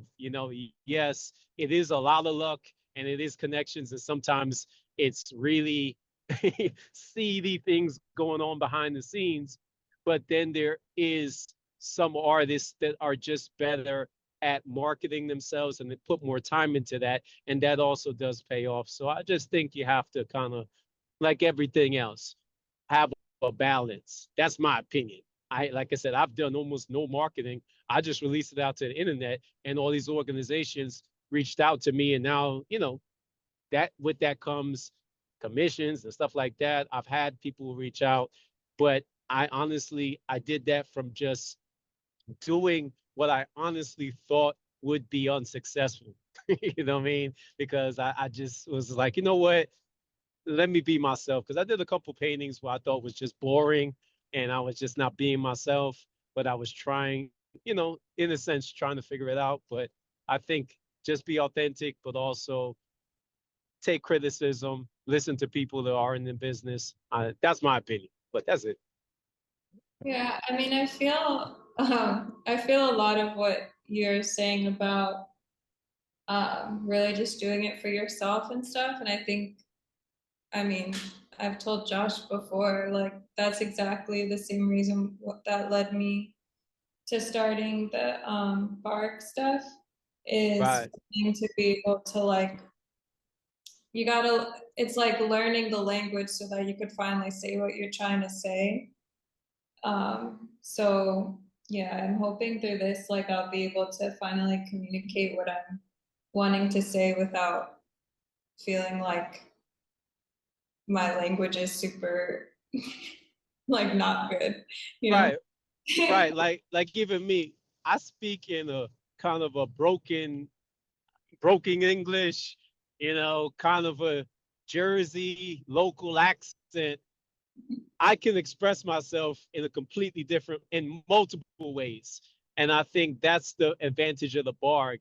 It teaches you standard English for a job interview, which you need sometimes. It's like a passport. Do you use your passport every day? No, but it's helpful because you don't know what what trip you might want to go on yourself. But also too, I think the one thing that is been helpful to me is it's helped me read art better, from that era, specifically from that era, because there's multiple languages. Academic art is one language, of many, but it is a very helpful language because it's was the foundational language to a lot of the art you see out there. So it just keeps on paying me back, for lack of a better word, from my perspective. But Yeah, I think that was a good point. When you said helping you like be able to like read. I think like really you asked about like how easy or about styles. I think that was the one thing I was trying to like always like key in on. It's like how do I actually understand like what the fuck is like going on and like how to use that terminology. And like when Josh would come back and forth, like little like he would like leave like these little crumbs. He don't think they're leaving crumbs to me. He's like teaching the whole thing. But for me it was like I've been looking in that general area for the longest and figuring out how to do this. And now he comes back and is like, oh, it's like this, and we do the structured way of how to get from point A to point B. And it's like if you're like completely like lost, I'm not saying completely lost. If you know you're trying to get to somewhere, like I tell all the people like how you draw, like oh, I can send you a person to teach you like how to draw. Like I don't teach people how to draw. But if they be like, do you want to do art? I was like, yeah, I can tell you how to do that because we can talk about how to navigate. But like actual drawing and structure and doing all these things, like I feel like the bars and like that like form of like teaching is like extremely like necessary. It's like an index. She's on her second barg, and I gave her a really hard one. I just threw her into the pool, and I think she's scared of Yeah. the depth of the pool. that is funny. Hey, and I would just say I can relate to.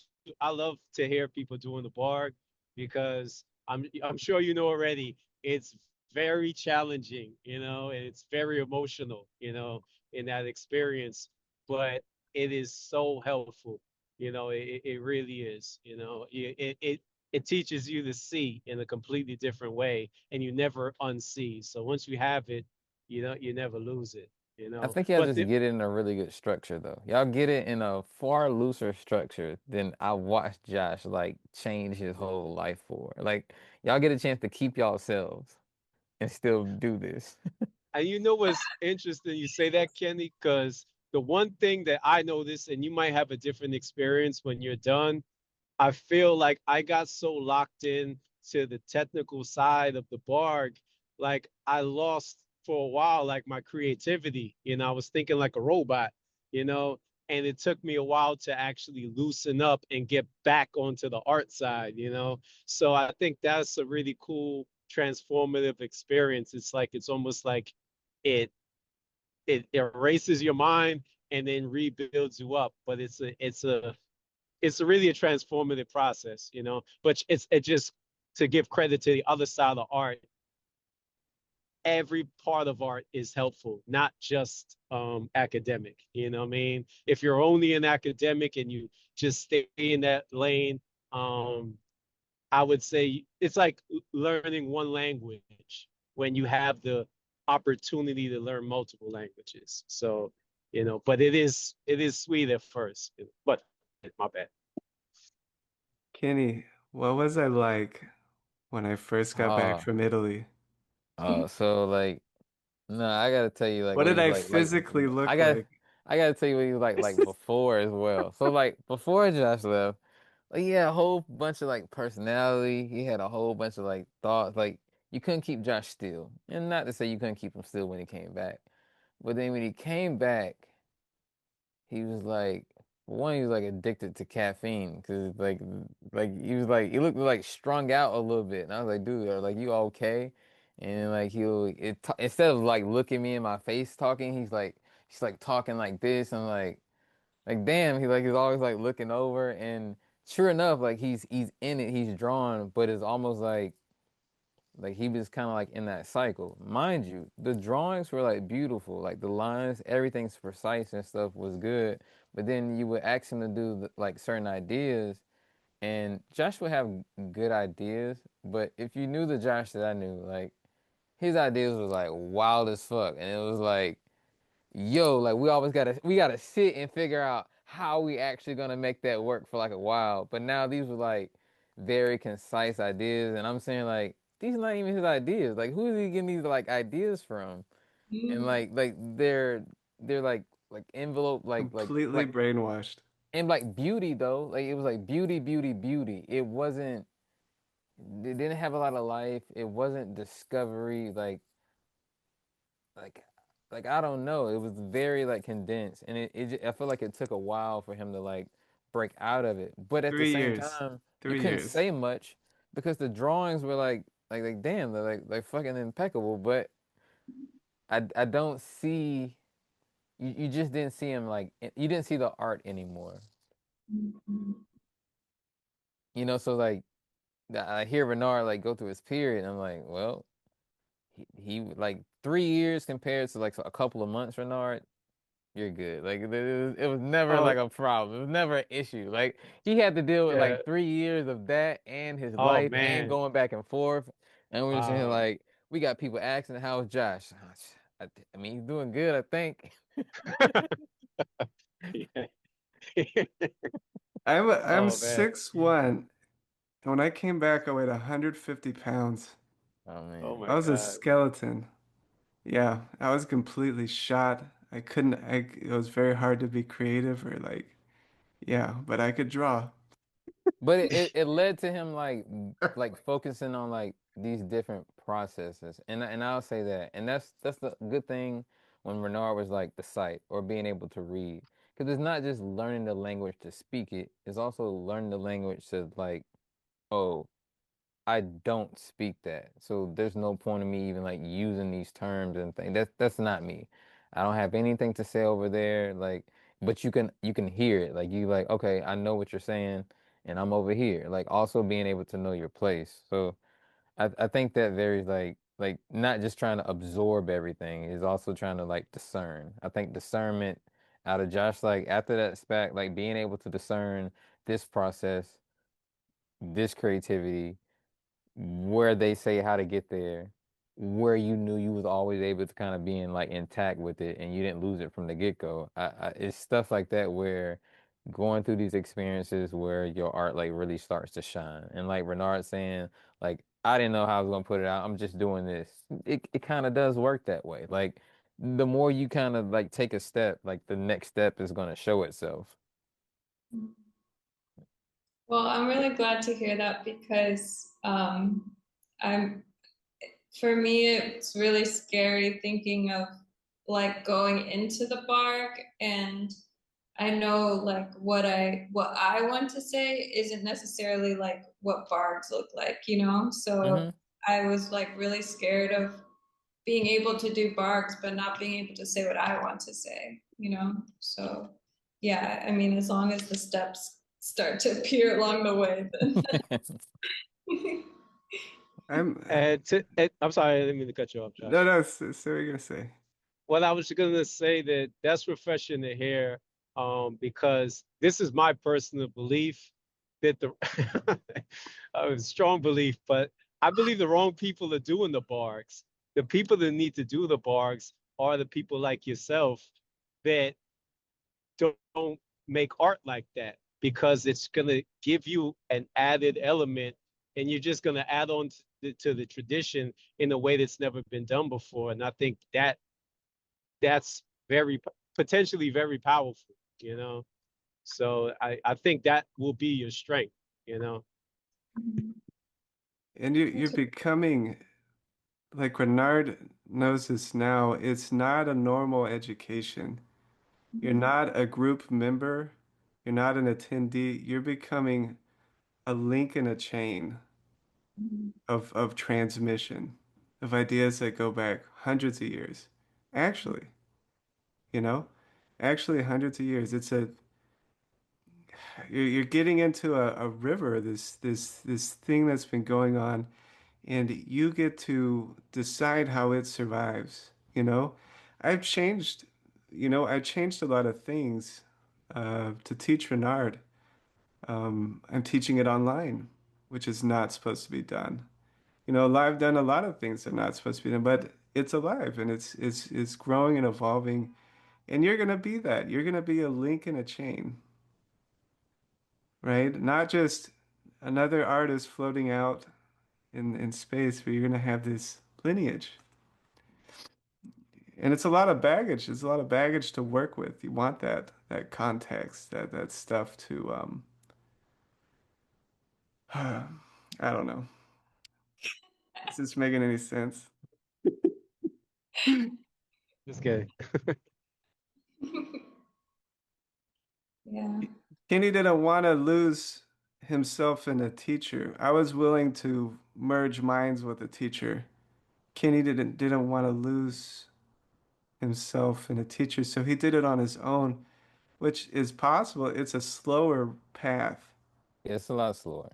but you never lose yourself. But I kind of enjoy throwing my mind into someone else's and forgetting who I am for a while. I do that all the time.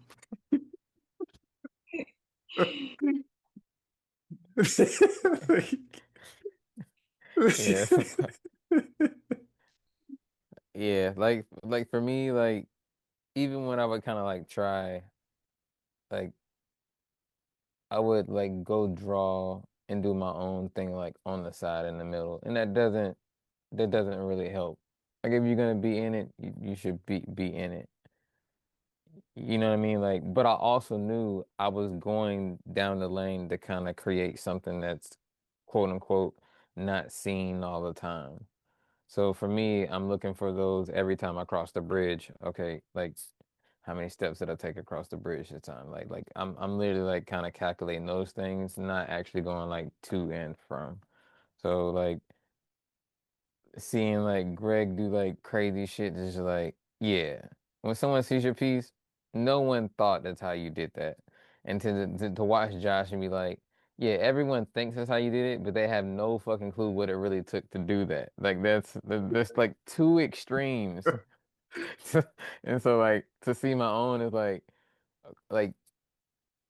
I would hear Josh and like Greg like talk about like certain things that the other one did, and I'm sitting here like, yeah, but I'm cool with both of them, and they're both looking like in this one general direction, and I was like, well, I'm glad I'm talking to both because I understand what they're both looking at, and I can kind of like not blend styles, but take both like understandings. And Greg would be like, how'd you do that? And I was like, I won't tell him that this is like some training.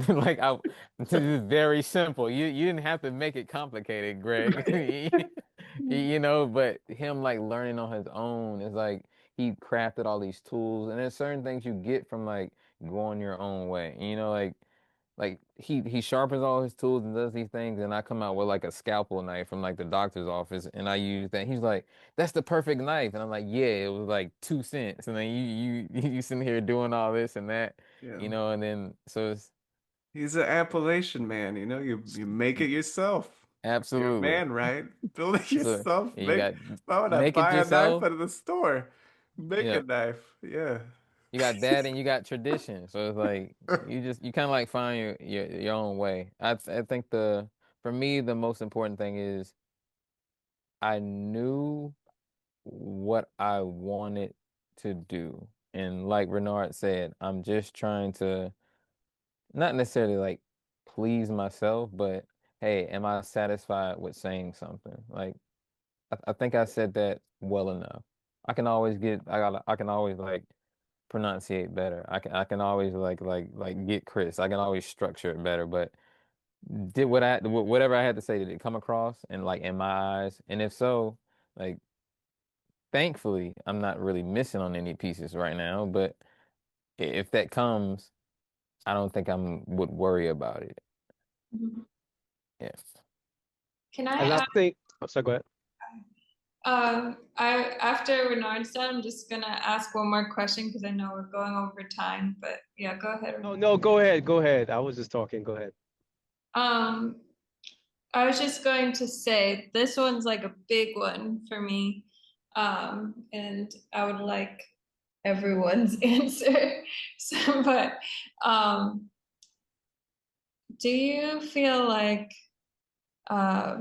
once you were able to get the training to like say what you want to say, that you're able to log more hours to make things, or do you think like you had to have the habit of making a whole bunch of shit so that you could make so that you're already in the habit of producing things? Does that make sense?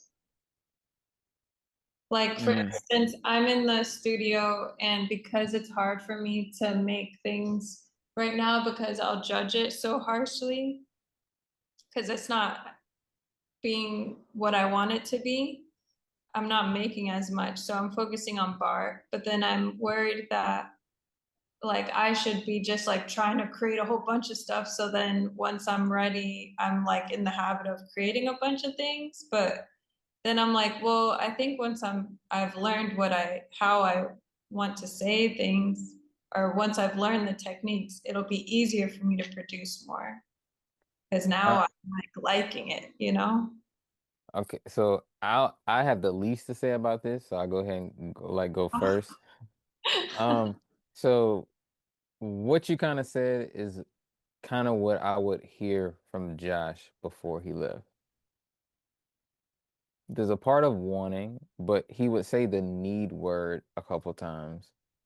And looking at Josh's ability, for me, it didn't make sense as far as his need. So when I'm hearing you say need, it's just like, well, do you really need it? And I was asking, like, do you really? For the simple fact is, what he's able to be aware of, what he's able to pick up, put down, and understand, and how far like his mind goes into wondering, and he's real inquisitive. So in my mind, it was like you're gonna pick it up at some point. But if you say you're needing to do something, then you gotta pick which side of the fence you want to be on.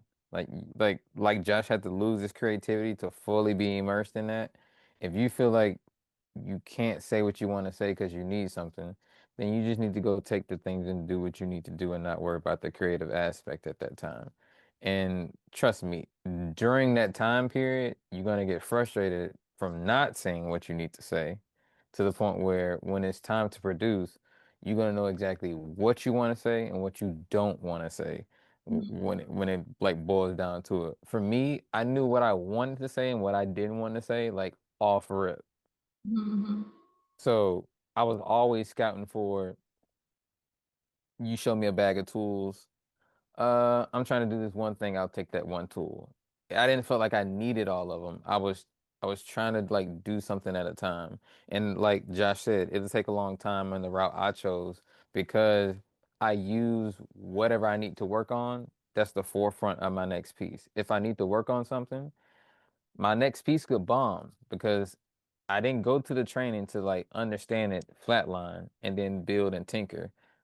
I'm saying, well, I'm gonna figure out along the way, and I feel like I know enough. And Mhm. if you can't thrive out of that uneasy feeling, then go to something certain because I can thrive out of that. Like no one not knowing what's going on, oh, it's cool. Something's good gonna happen. I've seen it happen too many times. So like I'm already trusting that. Mm. Well, that's a really cool perspective. That's another way to look at it. Now, now that Josh didn't talk, they know the training. We used to fuss about this. So I think Bernard's been saying really good stuff. Bernard's in his he's breaking free now. What do you think, Bernard? Yeah, yeah. To surmise it, like when I did the training, I just said, I don't know this guy. He could be crazy, but I called him, he didn't call me. So I just said, you know what? Let me just go all the way into his world, right? So I didn't create anything. I just focused on the bark, right?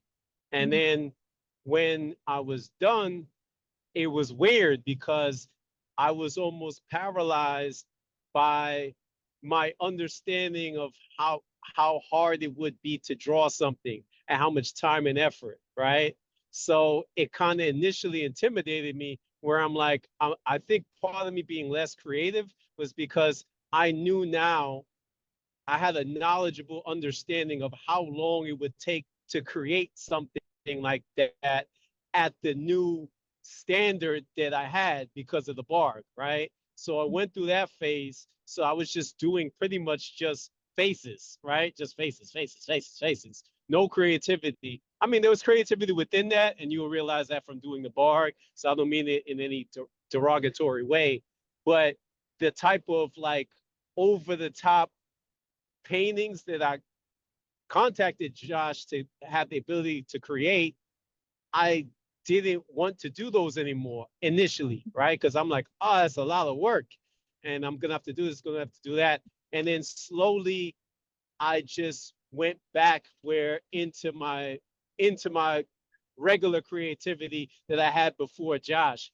But I would say the bar changed how I look at things and how I process images. So it now my creativity is different than it was because when I hired Josh, I just thought he's just gonna teach me skills. I already got all the creativity. I don't need his help at all on that, right? Mhm. That was wrong. Just the academic process, it does in a sense influence how you express yourself. There's just no doubt about it. But I would say that now, once I was able to, if one to say shed the stiffness of the barg, now I feel like I slowly was able to kind of work, and I still am blending the two. So overall, in the long run, you'll be able to create so much faster because you're just a knowledgeable person of how paint works, how graphite works, how charcoal works. You just know how the materials work. So it's just you're going to be faster.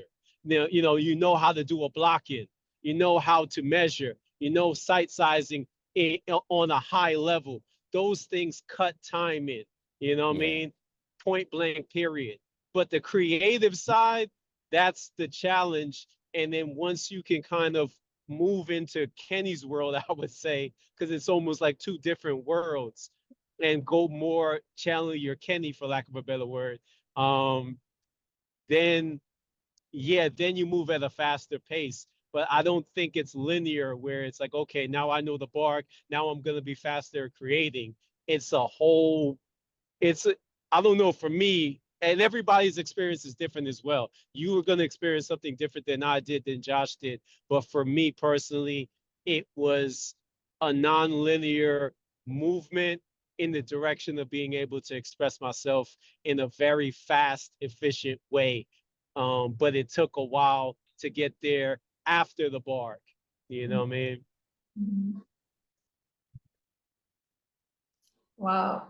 I Sorry.